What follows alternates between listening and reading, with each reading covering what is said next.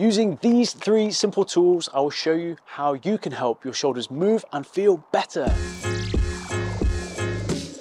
The shoulder can be very vulnerable to injury, so this is a really easy way that I like to warm up for upper body exercises, including handstands, and it also combats that forward folded kyphotic desk posture.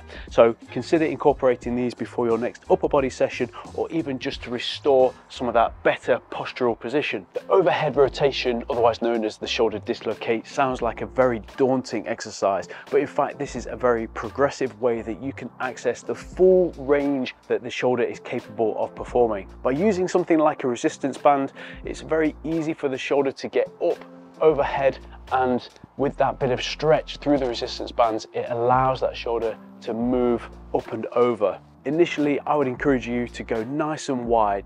You don't want to be struggling to get into these positions. Over time, you can progress it to make it harder by using some other instruments, which I will show you in a second. Give yourself plenty of room, nice and wide, allowing the shoulders to elevate as they go up and overhead, and as they come back down into shoulder extension, bringing those shoulder blades together at the back, falling into depression, and then to bring it back, reverse that position, so allowing the shoulder blades to come apart and up and overhead. As we get better, we can use something like a PVC pipe, which still has some flex to it, but it allows that shoulder to slide up, glide round, and we're not having to force anything too much. We're looking to avoid any clicking, popping, or undue pain. If you experience any pain in these positions, take a short rest and make sure you go wider, as wide as possible, in order to make this a nice, seamless and easily achievable rotation. What we're not looking to do in these positions is compromise the integrity of the rib cage by flaring that rib cage and forcing the shoulders through. As much as possible, try and keep the rib cage locked down and allow the majority of movement to come through the shoulder girdle itself. Allow the shoulder to do its job and feel better in these positions. I'd encourage reps in these exercises. We're not going for a 1 rep max. Perform between 5 and 10 repetitions in 1 set, and I would encourage you to do 3 sets or more.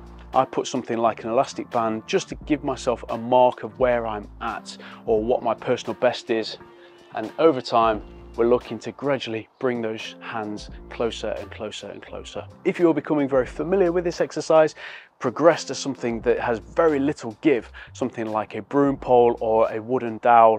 And by keeping the little finger wrapped around the end of the stick, it stretches your hands, wrists and forearm. Be nice and kind to your shoulders. Give yourself access to the full range and feel those benefits. As you can see through this footage, there is a lot of asymmetry between the way my shoulders move. And that's due to a lot of old injuries, mainly rugby injuries and general wear and tear. And this is an exercise that I have consistently done over the years before every workout, and it's made my body feel better. I cannot change what has happened to me in the past, but I can invest in the way I want to move for the future. And I encourage you to do the same.